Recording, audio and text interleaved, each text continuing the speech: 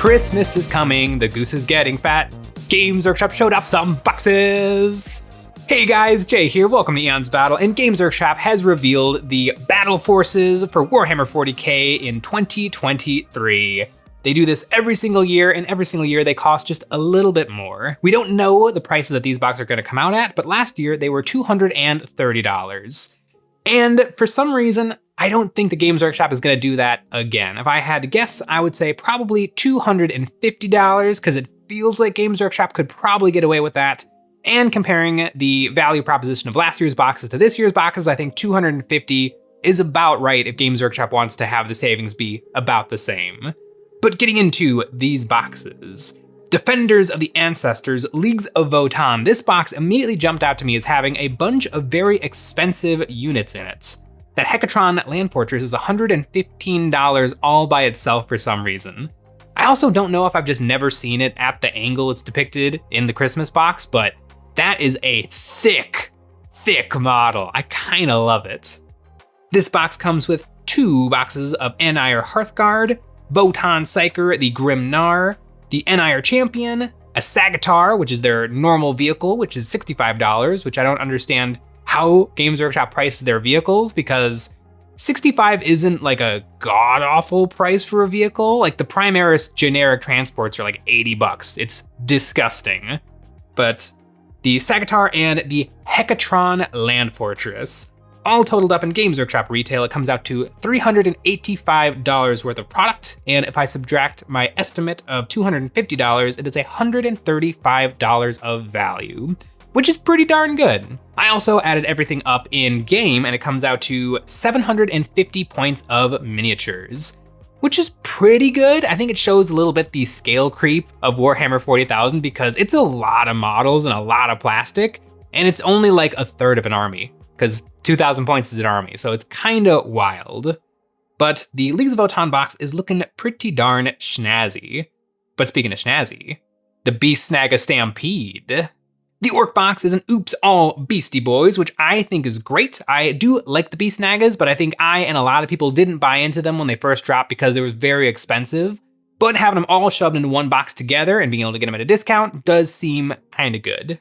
This box comes with the Orc Beast Snaga Boys, the Squighog Boys, the Beast Boss on Squigosaur, the Pain Boss, and the Hunta/Killa Rig, which is $140, which is outrageous. It's not even bigger than, what's the Orc Land Raider? The Battle Wagon. They're like the same size, but one of them is super expensive, but at least it comes in this box, which is, this one's kind of tempting me a little bit. All added up in Games Workshop dollar dues, it comes out to $365, subtracting my estimate of $250. It comes out to $115 of saving. Not as good as the Leagues of Votann, but still not bad. I do like the Beast Snaga box. I think it's the best Orc Christmas box there's been in a while, because in 2021 there was an Orc box and it was pretty darn lame. I think this one's pretty good. And added up in game points, it is 700 in-game points, so it's exactly 1/3 of a 40k army. Moving right along to the Cadian Defense Force, the Imperial Guard box. I think if this box caught anyone's eyes, they probably saw the 2 Rogel Dorn tanks and they didn't even see the Cadians in between them. It really is just 2 tanks in a box, and it's kinda good.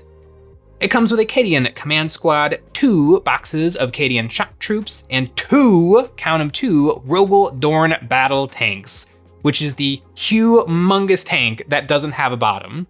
Famously, if you flip the tank upside down, there's just a big hole in the middle because they didn't have enough plastic to fit in the box to make it a fully enclosed tank. All totaled up, it comes to $345 of Games Workshop kits, for a savings of $95, the worst we have seen yet, although it does come out to 705 in-game points, so Games Workshop is pretty much right on the money with how much this stuff costs in-game. It's an okay box. If you want Rogel Dorn tanks, this is probably the way to do it. You can never have too many Cadians, and the Cadian Command Squad isn't a very sexy kit, so I feel like a lot of people aren't rushing out to buy it, but you should probably have 1 or 2 in your army. But speaking of sexy, Space Marine Spearhead Force.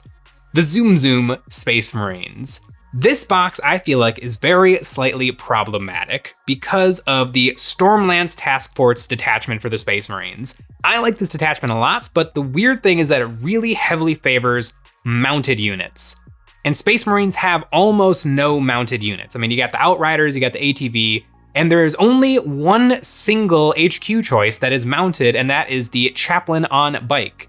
So literally, if you want to play that detachment, the only unit that can be your Warlord and get your enhancements is that Chaplain model. So the super cool Jump Captain that comes in this box, he cannot be your Warlord, which seems wrong. In the Space Marine detachment for going fast, you can't put your enhancements on the guy who goes fast.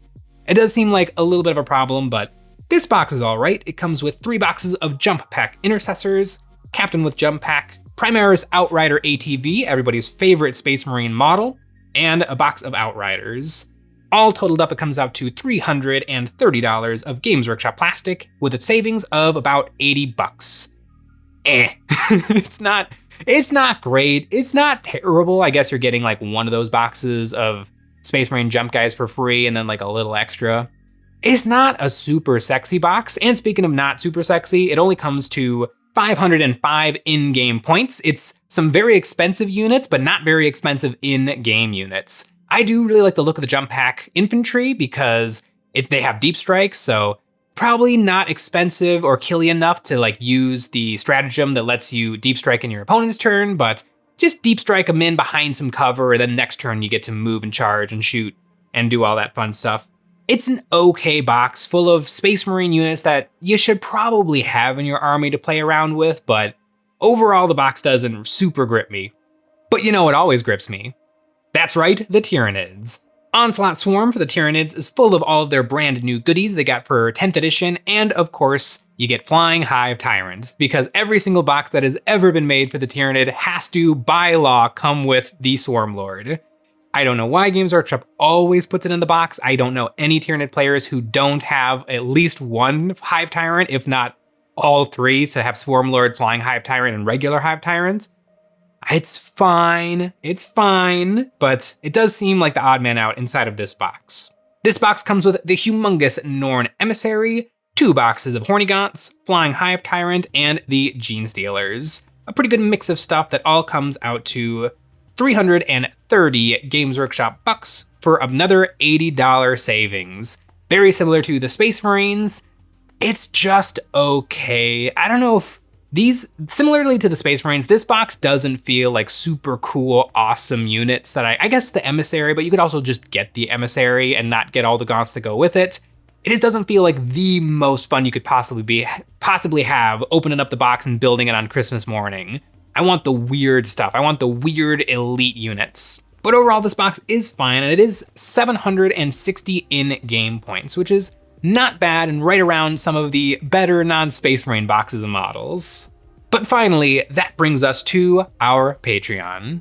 Over there, we have a brand new STL terrain set every single month. This month, we have Orc vehicles. We have Grot tanks, war rigs, trucks, and Grot riggers. We also make extra episodes of Eons of Battle where we take a look at our viewers' miniatures and give some ideas and critiques of how to improve their painting, and we have a top tier where you can get your name on one of my Black Templar Space Marines, and you can join my eternal crusade to defeat Sean in Warhammer 40k. But speaking of Warhammer 40k, there is one final Christmas box to take a look at, and that is the Exalted of the Red Angel. Weird name, but that's kind of how the World Eaters are. This one's pretty good. It's just kind of a redo of the Chaos Space Marine boxes that they came out with last year, like the Death Guard and Thousand Suns. I actually got the Death Guard box, and don't ask about it. I'm working on it. Don't rush me. This box comes with Angry Ron, Corn of the Cob himself, 1 box of 10 Cornflakes, sometimes called Corn Berserkers, and 2 boxes of Excited 8 Balls, sometimes called the Exalted 8 Bound. A pretty good gaggle of corny dudes. It all totals up to 355 bucks for a savings of about 105. Pretty good on the upper end. It's no Leagues of Votann box, but at least it's better than the regular Space Marines. Overall, the Christmas Battleforces this year seem pretty okay. The only one that's got me tempted a little bit is the Beast Snag-a-Boy box, because it will kind of be fun to just in one go have a Beast Snag a wing of my army.